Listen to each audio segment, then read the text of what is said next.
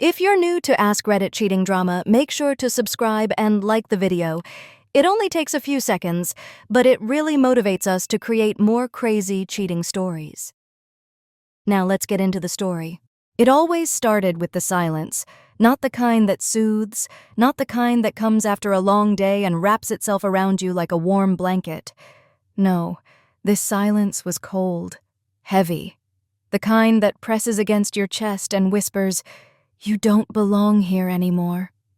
I remember that night vividly.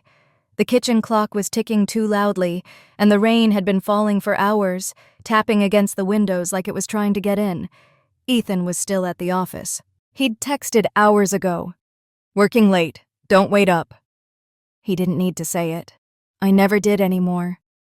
I made a cup of tea just to hold something warm. I didn't drink it. I just sat there, alone in the dim light, feeling like a ghost in someone else's house. This was the home I moved into 3 years ago, filled with polished wood, photographs of Ethan's childhood, family heirlooms that didn't belong to me. I used to imagine we'd fill it with our own memories, our own messes, our own late-night laughter echoing down the hallways. Now it was just stillness. He had grown into a man obsessed with deadlines and presentations, and I had grown into someone I barely recognized. Quiet, careful, craving touch, even if it was just a hand brushing mine at the kitchen table. That was when he walked in. Thomas. He didn't say anything at first. He just looked at me.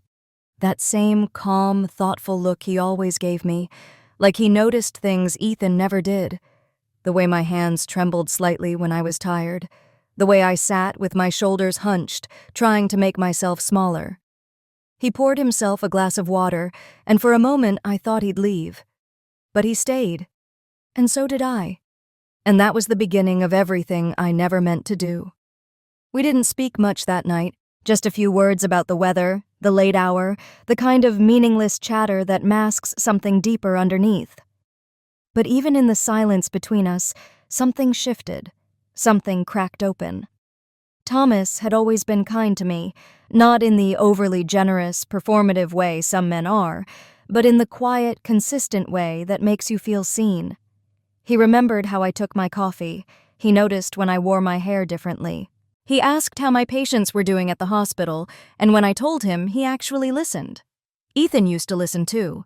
He used to pull me into his chest at the end of the day and ask about the hard cases, the ones that haunted me in the early hours of the morning. He used to kiss my forehead and whisper, "You carry so much. Let me carry some of it with you." But that version of Ethan felt like someone I'd dreamed up, like a life I used to live but somehow lost track of. Now, our conversations were reduced to logistics, grocery lists, bills, whose turn it was to pick up dry cleaning. I had become a fixture in the house, like the lamp beside our bed, functional, silent, always there but never noticed. With Thomas, it was different, not because he said more, in fact he often said less, but because there was space in his silence, space where I could breathe. Over the next few weeks, we began to cross paths more often. At first, it felt like coincidence. The mornings when we both reached for the coffee pot, the evenings when Ethan came home late, and Thomas and I ended up watching the same news report from opposite sides of the living room. And then there were the days when I realized I was hoping to see him, listening for his footsteps down the hall, lingering a little too long in the kitchen, wearing lip gloss, just in case. It wasn't love. Not yet. It wasn't even desire. It was attention. It was comfort. It was the unbearable sweetness of being seen by someone, anyone, when you felt invisible for too long. I told myself it was harmless, that I was just lonely, and Thomas was kind, that I could draw the line, keep the boundary, stay on the safe side of wrong. But loneliness has a way of dressing itself up as something gentle, something innocent, something deserved. And that's when it starts to lie to you. It happened on a Sunday. Ethan had left early that morning for a weekend conference, something about mergers and potential investors. He didn't kiss me goodbye. I don't even remember if he looked at me before closing the door. I spent the whole day cleaning a house that wasn't messy, folding laundry that wasn't mine, and wondering when I had started filling the silence with tasks just to avoid hearing my own thoughts. That evening, I was in the living room, curled up on the couch with a book I wasn't really reading. The rain had started again, soft and rhythmic, a familiar companion to my loneliness. I didn't hear Thomas come in until he cleared his throat. "You always read that one when you're sad," he said gently. I looked up. I must have looked surprised, maybe even embarrassed.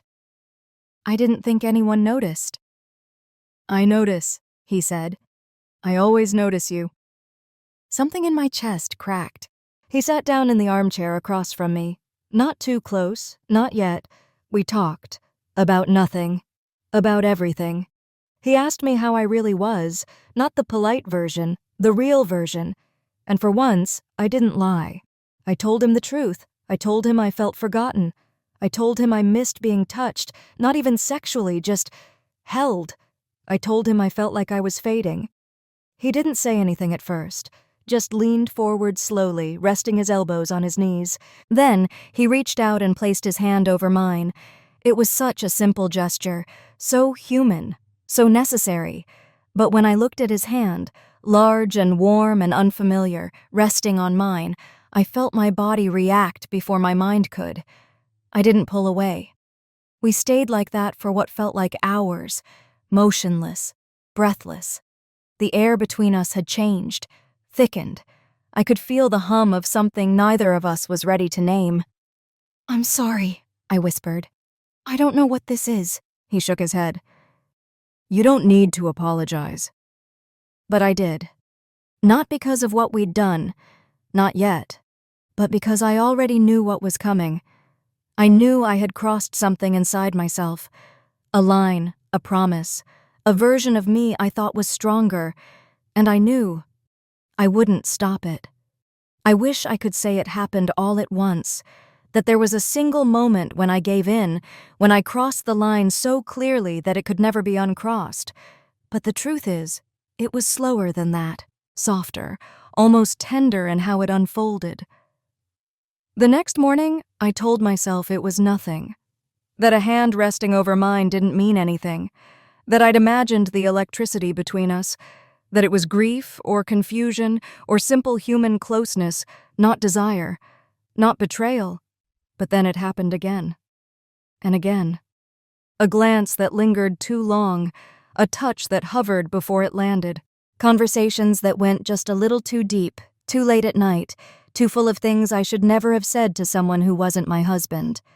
Thomas and I became gravity to each other, impossible to avoid, even as the weight of what we were doing threatened to crush us both.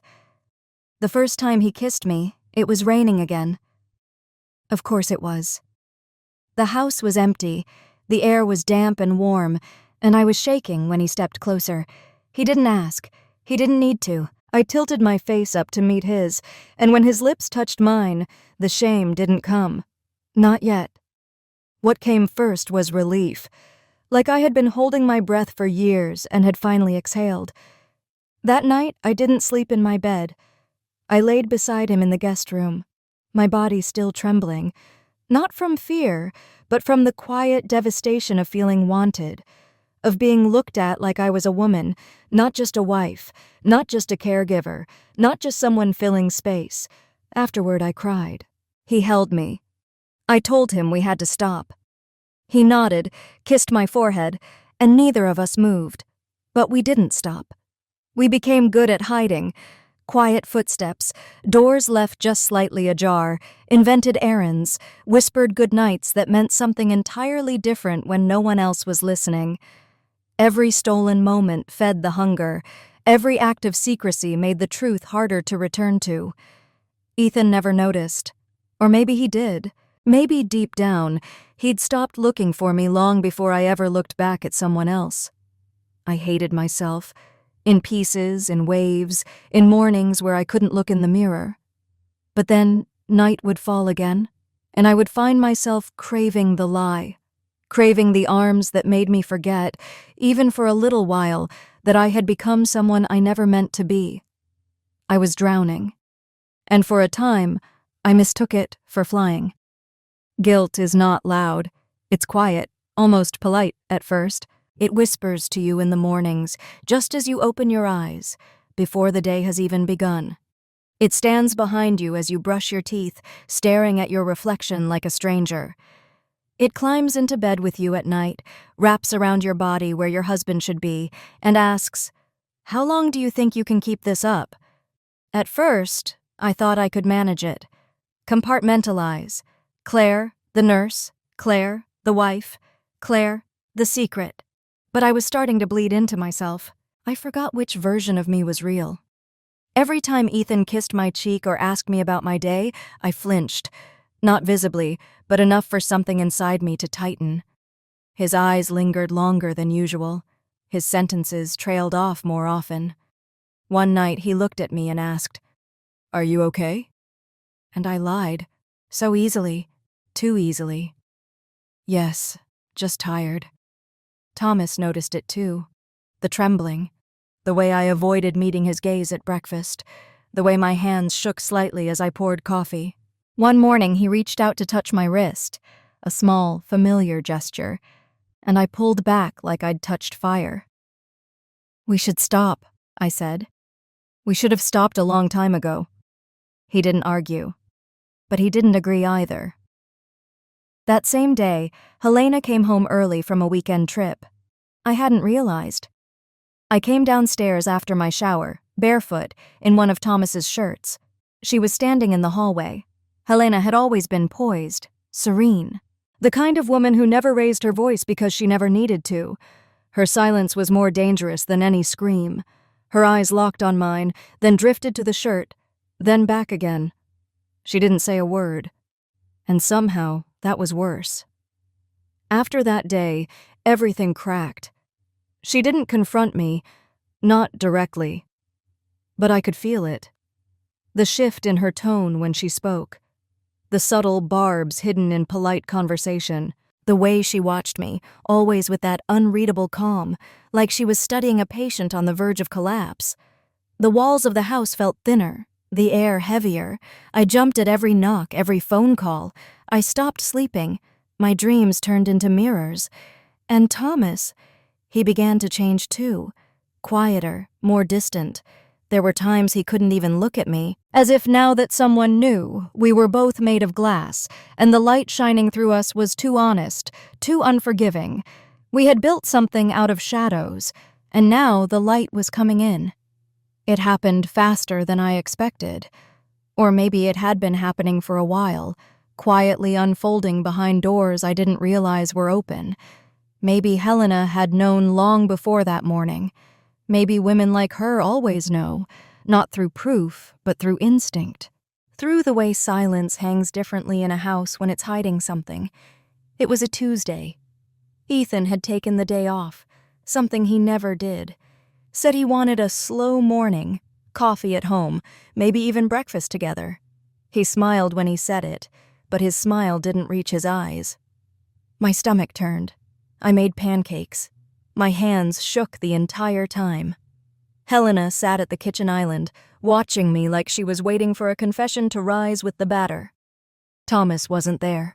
He'd left earlier, said he had errands. I was grateful. Until I wasn't. Halfway through breakfast, Ethan excused himself. Helena followed. I stayed at the table, trying to eat, trying to pretend my hands weren't going numb. And then I heard it. Not a shout, not an explosion, just Ethan's voice. Low, flat, broken.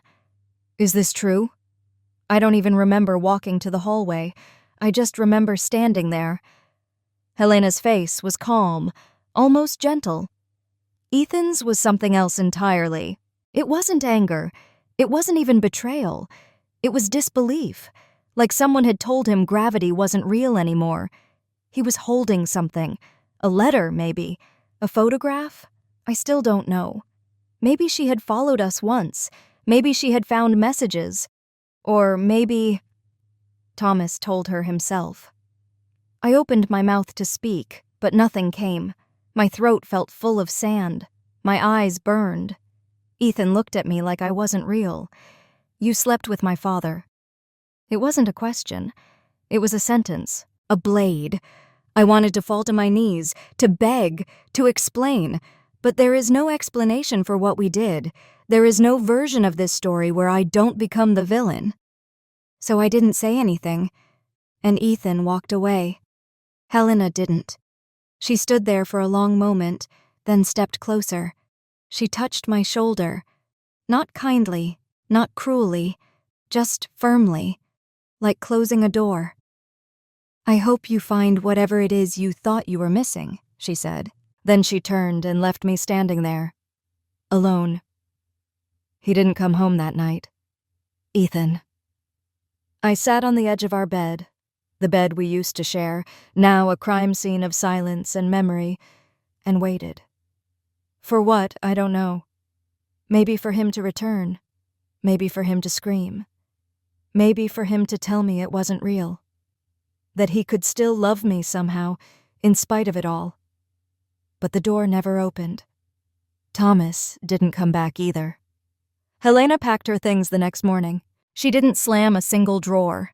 She moved like someone who had already grieved this family long ago, with grace, with finality. "I won't tell anyone," she said before she left. "You'll destroy yourselves just fine without me." And then, she was gone. Ethan sent a message 3 days later. Just a sentence. Not even a full one. "I'm filing. You don't need to respond." I didn't. What could I say? I didn't fight it. I didn't beg. There are some kinds of damage that don't deserve redemption, and this betrayal, this collapse, was mine to carry. Thomas never reached out. Not once. He disappeared from my life like smoke. Maybe Helena had threatened to expose him. Maybe he realized what we'd done only when he saw the ruins. Or maybe he had always known it would end like this, and did it anyway. I had no one to blame but myself. And still I searched for someone. I moved out 2 weeks later, into a one-bedroom apartment on the other side of the city where no one knew my name. I went back to work, but the nurses whispered when I passed. I could feel their stares, not because they knew, but because I wore my shame like a second skin. Ethan kept the house. Of course he did. It was never mine. Not really. I was just a guest who stayed too long, who left too much damage in her wake. Some nights I still dream of that kitchen, of the rain, of Thomas's hand brushing mine. But in the morning, there's only the sound of my own breathing and the echo of everything I broke. I used to believe that rock bottom would be loud, dramatic even, that it would come with shouting, with doors slamming, with someone begging someone else to stay. But the truth is, rock bottom is quiet.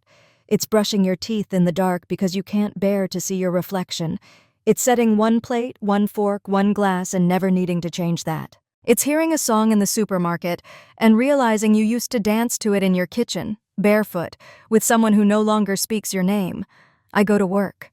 I take care of strangers in the ICU, people gasping for breath, people clinging to life, people surrounded by family. Sometimes I envy them, even the dying. At least they're not alone. I see Ethan in my dreams sometimes, but it's never the man I betrayed. It's the man I met, the one with wind-tossed hair and quiet confidence, who asked what my favorite book was before he asked for my phone number. He doesn't speak in those dreams. He just looks at me, and somehow that's worse than any words he could say. I think about Thomas too, less often now. Not with longing, with confusion. Was it ever real for him? Did he ever stay up at night the way I do, replaying it all, asking the same useless question over and over? Why? Why did I let it happen? Why didn't I stop it sooner? Why was being seen, even just for a moment, worth losing everything? But the question that hurts the most, the one that sits in my chest like a stone, is this. Was I ever really me, with either of them? Or was I always just trying to become the version of myself someone else needed? Now, in this quiet apartment with its paper-thin walls and unfamiliar smells, I'm starting to realize something painful. I didn't just lose my husband. I didn't just destroy a family. I abandoned the woman I used to be, the one who still believed she was good, or at least trying. She's gone now, and in her place is someone I don't quite recognize. It's strange, the way life keeps going. You expect something cataclysmic, a great silence, a punishment, a reckoning. But instead, the world moves on. The barista still asks for your name. The neighbors still wave as you pass. The sun still rises, even after you've ruined everything beneath it. Some mornings I sit in front of the mirror and just look. Not to fix my hair, not to put on makeup, just to stare, to search for the woman I used to be, for any trace of her in the eyes looking back at me.